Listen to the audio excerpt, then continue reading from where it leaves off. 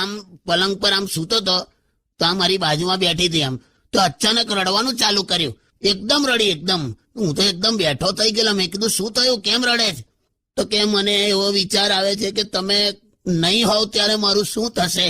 બોલ, બેઠા બેઠા આવા વિચારો કરતી હતી. અરે એ તો આમ જ હવે નવરી બેઠી બેઠી આમ ત્યાં શાંતિથી બેઠી હતી ને, તો છે ને સામે પેલી લાઈફ ઇન્સ્યોરન્સની ફાઇલ ટેબલ પર પડી હતી, તો ત્યાં મારી નજર ગઈ ને એટલે પછી ત્યાંથી વિચારો શરૂ થયા અને મારા પર પૂરા થયા છે. પણ હવે કેવું, આમ મારો સ્વભાવ એવો છે ને, મને નાનપણથી છે ને મદદ કરવાની ટેવ છે.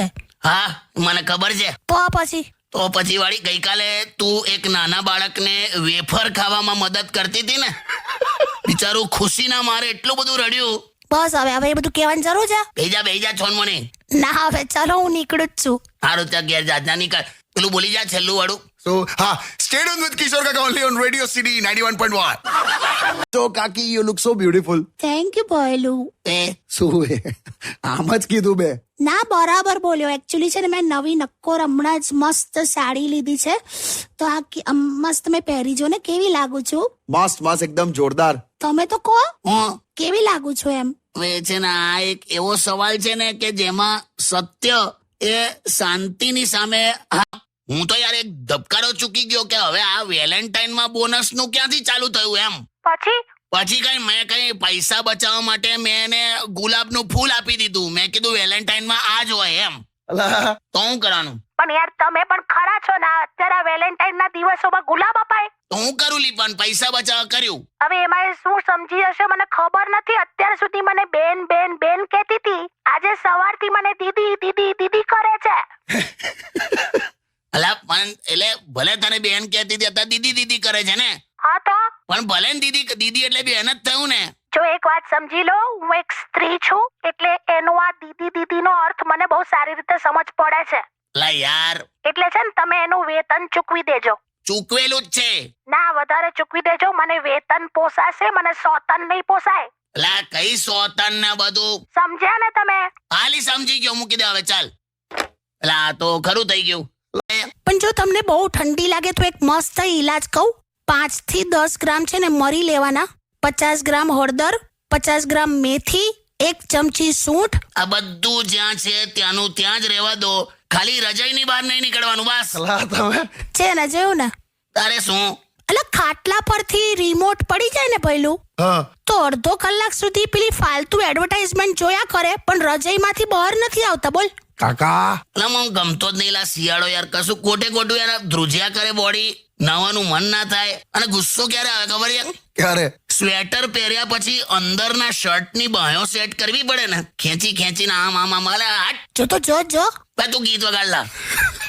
Stay tuned with Kishore Kaka only. એટલે આવા કેવા ફાલતુ જોક પણ આવે જ સારા નહીં? મને પણ એવું જ થાય છે, પણ છે ને બંદૂક સરળતાથી મળતી નથી, એટલે બસ. તું બહુ બોલીશ નહીં, આવે સેજ વેલ્યુ રાખ. મારી પોતું તો હું મારું છું. શું વાત કરો છો? એટલે હું નથી કહેતી એમને પોતું મારવાનું. એમાં છે ને અમારી જે નવી કામવાળી આવી છે ને, થોડી કામ બ્યુટીફુલ છે, તો એને હેલ્પ કર્યા જ કરે છે દરેક કામમાં. એમાં પેલી બધું કામ એમની પાસે કરાવી લે છે. બોલ. પણ મસ્ત છે હા લુચ્ચી. બસ હવે ચાલો ઘરે. હજુ તો મારે પેલી સાડીઓનું સેલ લાગ્યું છે ને, ત્યાં થઈને જવાનું છે. બીકોઝ યુ નો 5 રૂપિયામાં સાડી, 10 રૂપિયામાં તો ભરે સાડી મળે છે. બોલ. બે સાડીના ભાવ નથી, સાડી ધોવાના ભાવ છે. લોન્ડ્રીની દુકાન છે. હું લી કઈ નહીં, નીકળો તમે લોકો અને શાંતિથી જજો. હા, અમે આ ફર્સ્ટ ચલાવતા જ નથી. એટલું સ્લો ચલાવે છે ને કે ચાલુ સ્કૂટરમાં મચ્છર કરડી જાય. તે તું જો હવે કેવું ફાસ્ટ ચલાવું છું. પેલા મ્યુચ્યુઅલ ફંડ ની એડવર્ટાઇઝમેન્ટ નું એનાઉન્સમેન્ટ થાય એવું.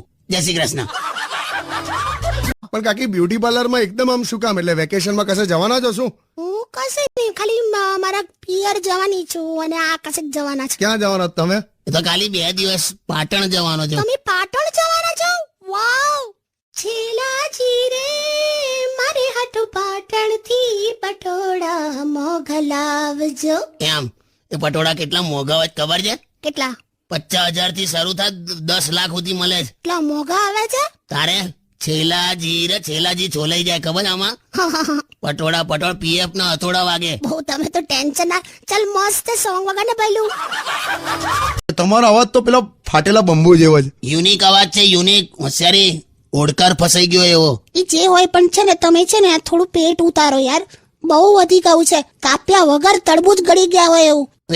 આ 23મી ફેસબુકની ઓફિસમાં તમને બધા જોશે ને સવારે મુંબઈમાં, બાપરે કેવા લાગશો. ઉતારું છું લઈ આવે પણ ક્યાં એટલું બધું પેટ છે કાકી? છેલા છે. આ ગઈકાલે અનુભવ થયો.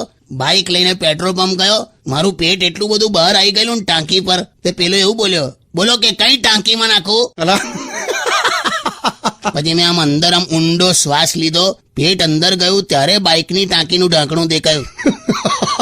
હારું આ પેટ કેમનું ઉતરે યાર.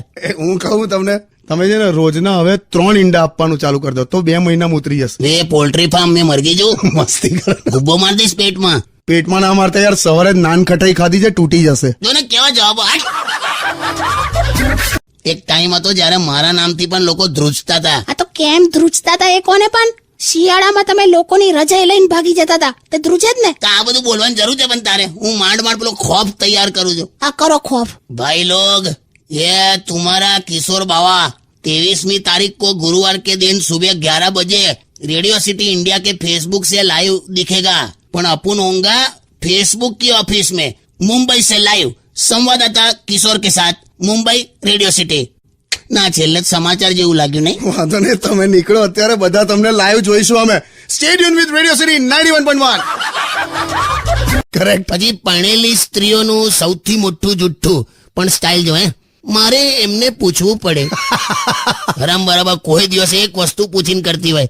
પછી પરણેલા પુરુષનું જુઠ્ઠું, કયું? મારે એમાં એને શું પૂછવાનું કે પૂછ્યા વગર ટીવીની ચેનલ ના ફેરવી શકતો હોય, પણ આવી સ્ટાઇલ મારે.